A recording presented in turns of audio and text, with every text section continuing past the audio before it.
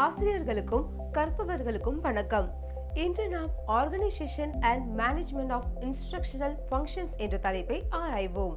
இந்த அமர்வின் முடிவில் நீங்கள் செய்யக்கூடியவை: வீட்டு பராமரிப்பை வரையறுத்து அதன் முக்கியத்துவத்தை விளக்கவும், கலர் டைனமிக்ஸ் அதாவது வண்ண இயக்கவியல், ஹவுஸ்கீப்பிங், நல்ல வீட்டு பராமரிப்பின் முக்கியத்துவம்.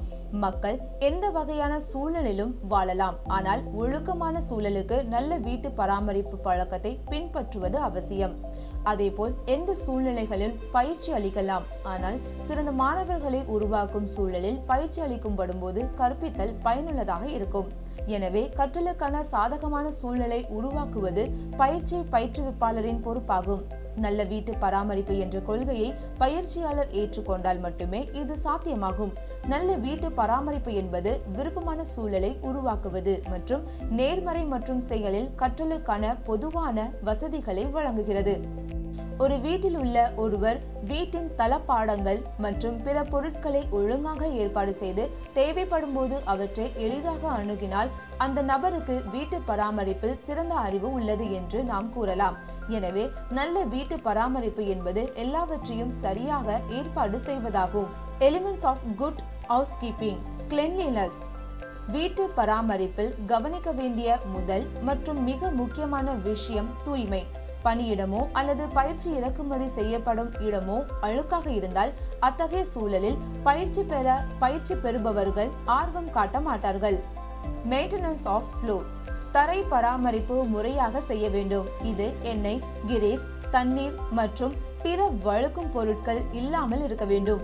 தரைநிலை இயந்திரங்களை பழுது பார்ப்பதிலும் ஆட்கள் மற்றும் பொருட்கள் செல்வதிலும் சிரமம் ஏற்படாத வகையில் சீரான தன்மை இருக்க வேண்டும். Placing of machines. இயந்திர பொருட்களை முறையாக வைத்திருக்க வேண்டும். வேலை செய்யும் நிலையில் உள்ள இயந்திரங்களில் எந்தவித பிரச்சனையும் இருக்கக்கூடாது. இயந்திரத்தை சுற்றி நகரும் நபர்களுக்கு தீங்கு விளைவிக்கும் கனரக உபகரணங்கள் பொருத்தமானவை என்பதை உறுதிப்படுத்த கவனமாக இருக்க வேண்டும். அடித்தளம் ஒரே இடத்தில் கூட்டத்தை தவிர்க்க வேண்டும். கேங்வேஸ். ஆட்கள் மற்றும் பொருட்கள் நடமாடுவதற்கு முறையான வழித்தடங்கள் மற்றும் சேமிப்பு இடம் வழங்கப்பட வேண்டும். அது இருக்க வேண்டும். தேவைக்கேற்ப குறைந்தபட்ச அகலம் மற்றும் பொருத்தமான வண்ணத்துடன், எடுத்துக்காட்டு மஞ்சள் அல்லது வெள்ளை அச்சிடப்பட்ட கோடுகள் குறிக்கப்பட வேண்டும். Storage of materials.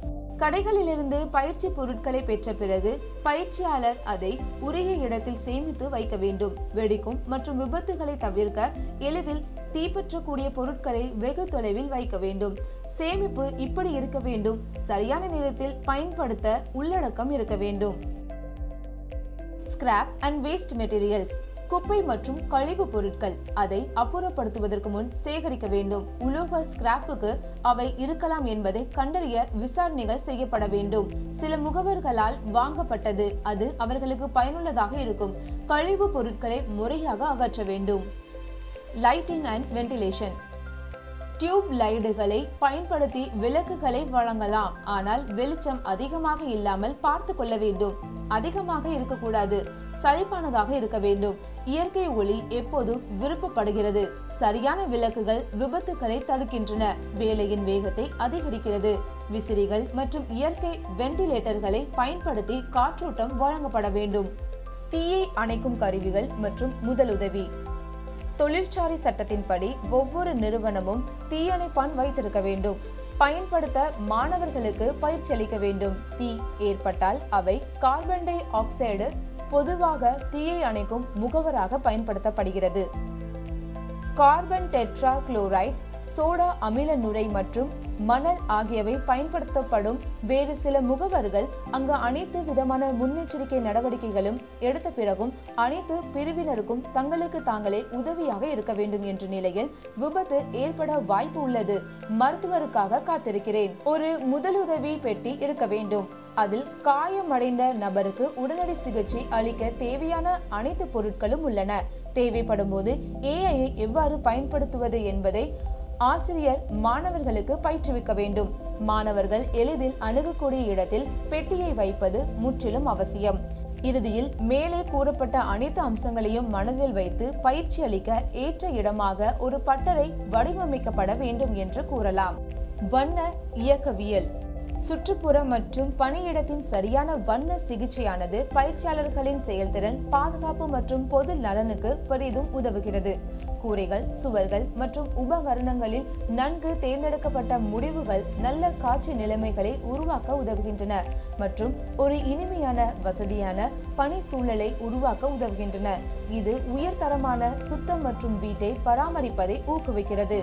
ஒளி வண்ணங்களில் எளிமையான திட்டங்கள் பொதுவாக வேலை, கடைகள் மற்றும் வகுப்பறைகளுக்கு சிறந்த தேர்வாகும். பிரகாசமான வண்ணங்களின் பெரிய பகுதிகள் முதலில் கவர்ச்சிகரமானதாக தோன்றலாம், ஆனால் நீங்கள் நாள் முழுவதும் அவற்றை சுற்றி வேலை செய்யும் போது கவனத்தை சிதறடிக்கும் மிதமான சிகிச்சை நீடித்த திருப்தியை அளிக்க அதிக வாய்ப்புள்ளது. லாபி, கேரிடர் போன்ற செயல்படாத பகுதிகளில் மிகவும் விரிவான அலங்காரம் திருப்திகரமாக உள்ளது. வண்ணமயமான சுவரொட்டிகள், விளக்கு படங்கள் போன்றவற்றால் இவைகளுக்கு உயிரூட்டலாம். வண்ணங்கள் அவற்றின் விளைவுக்கு ஏற்ப சூடான மற்றும் குளிர் என வகைப்படுத்தப்படுகின்றன. வண்ண சக்கரத்தின் மஞ்சள் சிவப்பு பகுதியிலிருந்து பெறப்பட்ட நிறங்கள் சூடான மாயைகளை உருவாக்குகின்றன. மறுபுறம் ஒளி அல்லது நீல, பச்சை, புல வண்ணங்களின் அடிப்படை ஒரு திட்டம் ஒரு நல்ல விளைவை அளிக்கிறது.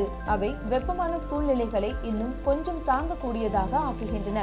சராசரி சூழ்நிலைகளில் சூடான மற்றும் குளிர் நிறங்கள் இனிமையான முடிவுகளுடன் பயன்படுத்தப்படலாம். இது தவிர வண்ணங்களின் ஒளி பிரதிபலிப்பு பண்புகள் மிகவும் முக்கியம்.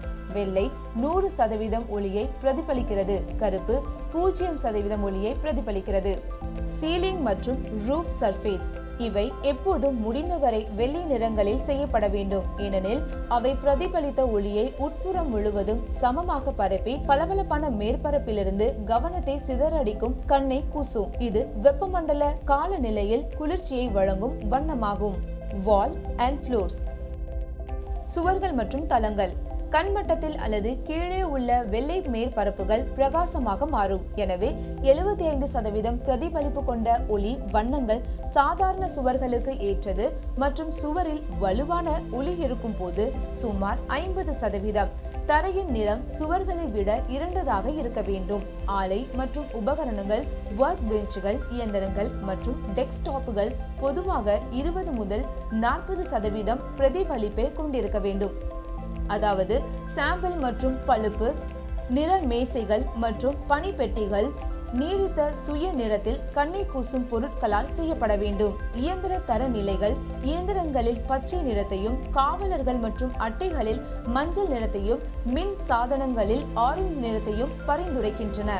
ஃபயர் அண்ட் சேஃப்டி எக்யூப்மெண்ட், இந்த உபகரணங்களுக்கு மேலே சுவரில் ஒரு வண்ண இணைப்பு வைப்பது அவசர காலத்தில் அதன் விரைவான இருப்பிடத்தை உறுதி செய்கிறது.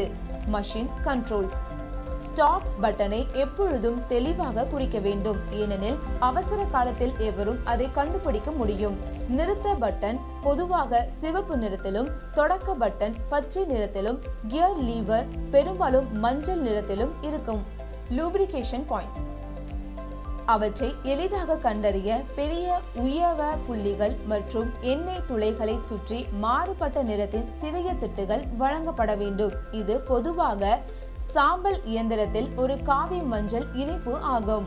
ஹசார்ட்ஸ், ஆபத்துக்காக காவலர்களை வழங்க முடியாத போது நிழல்களை பயன்படுத்த வேண்டும். சிவப்பு நிறம் பொதுவாக பயன்படுத்தப்படுகிறது. வீட்டு பராமரிப்பை எவ்வாறு வரையறுப்பது மற்றும் அதன் முக்கியத்துவம் மற்றும் கைலார் டைனமிக்ஸ் அதாவது வண்ண இயக்கவியலை விளக்குகிறது. நீங்கள் தலைப்பை புரிந்து கொண்டீர்கள் என்று நம்புகிறேன். எங்கள் அடுத்த வீடியோவில் புதிய அற்புதமான கருத்தை கற்றுக்கொள்வோம். அதுவரை காத்திருங்கள்.